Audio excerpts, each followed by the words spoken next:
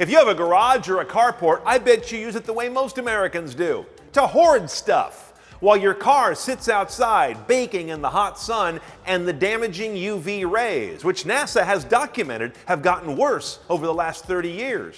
And even if your car is lucky enough to be in a garage, you gotta go to work, and there's that big old parking lot sitting there, an oven of destruction for vehicles.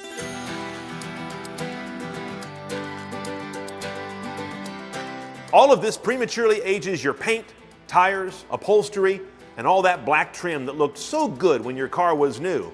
So here are my 5 favorite ways to protect your car from the sun, assuming your garage is full of crap. At the nexus of effectiveness and affordability is the car cover. There's nothing quite like one of these, especially if you buy a good one. Don't fall for one of those $30 Amazon specials that are universal fit. You got to spend maybe $300 or so, and you'll get one that's going to block dirt and grime, block infrared and UV, at least until the poor thing deteriorates. Don't let it do like this. They're typically made of what they call Noah fabric from Kimberly-Clark. It's kind of this wonder fabric that keeps water out, but also lets the vehicle air out from underneath it so it doesn't rust.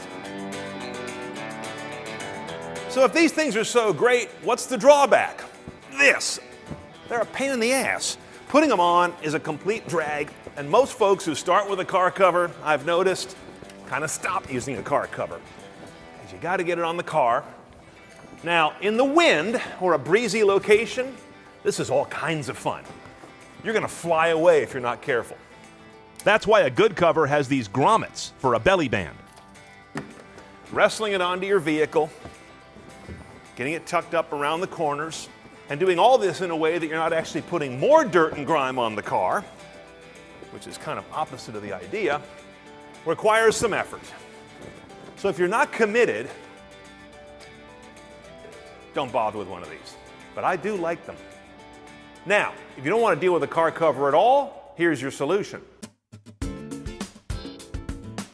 Check out high-tech window tint. Now, the new tints these days use nanotechnology. They use very thin layers, a bunch of them, that change polarization of light as it comes in and can therefore block a huge amount of infrared and ultraviolet. And the best part is, they don't need to be dark to do that. So you don't have to have a car that screams to police, "I'm smoking pot while driving," or smuggling minors across the border. It has a nice open airy greenhouse, but you're still blocking the damaging rays. Check out our piece where we recently went to the 3M labs in Minnesota to see how these new high-tech tints do it all without being dark. Okay, so far I gave you one solution that requires you be in a wrestling match twice a day, and another one that could cost $1,000 or more. Not going well here for some of you, but how about this? For $30, you can get a lot done with a good window shade. This is an old beater. I've had this thing forever, and I use it a lot, as you can tell. This is a rigid shade, and as you saw, it's got that silver facing on it to reject light out that way, and a nice kind of a felt flocking in here so it doesn't scratch anything on the car. This is key because while it doesn't do anything for the outside of your car and doesn't protect most of your interior, it does protect your dashboard. On most cars today, this is harder to replace than an engine and almost as expensive. So take care of your dash and this whole cowl area because it's where you spend all your time, and a cracked, faded, shrinking upholstery up here is real nasty. And please don't put one of those carpet things on your dash. That's like putting carpet on your dining room table. Just do it right. And get a custom one that's made for your exact car's windshield shape to block out all those edges. Don't get a generic. Now, the cheapest thing you can do to prevent UV damage to your car, ostensibly, is to spray something on it. One of these sprays that are high-tech coatings that restore black plastic parts but also claim to block UV damage at the same time.